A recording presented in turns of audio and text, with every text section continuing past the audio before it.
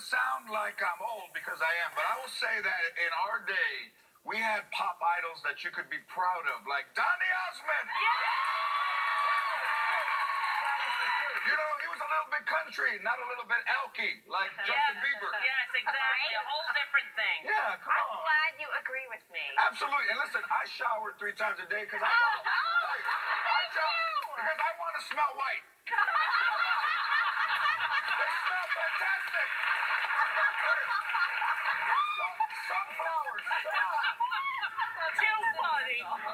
So listen, George, this movie is a very serious topic, and how did you get involved? It's such a great subject. Well, in 2004, these 4 Latino kids entered this robotics competition, and they did it just to because they were really smart kids. So they enter this competition. They go against colleges because they figure if we lose to colleges, it won't be as bad as losing to high school. The robot cost under $800, and these 4 kids, they beat MIT, Harvard, Stanford, Yale.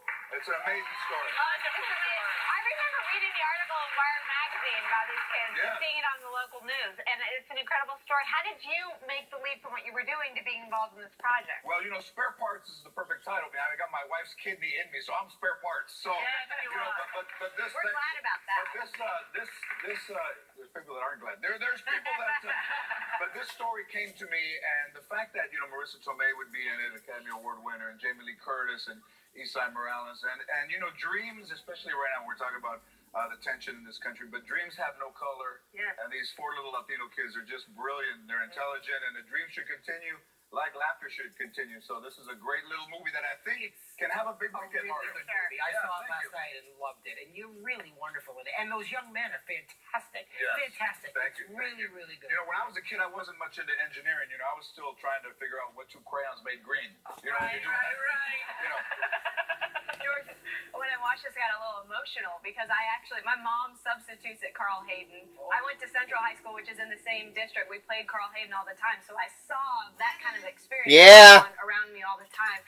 How neat was it for you to just represent that community the way you were able to? Oh, thank you. That's when you do stand up, it's quite a solitary life, and you never know what's going to happen to you, and you never expect anything good to happen to you. And a dream can never survive by itself. So the fact that these 4 kids who were so intelligent put together this robot and won as a team, and they continue to win, and they had problems with documentation. So what they did was the competition moved to Canada so that these kids couldn't compete. Right. Come on, they're like, let's take it to Canada. They can't cross the border. That's all right. Did they go to Canada and try to win there? Or No, they got crossed. But no.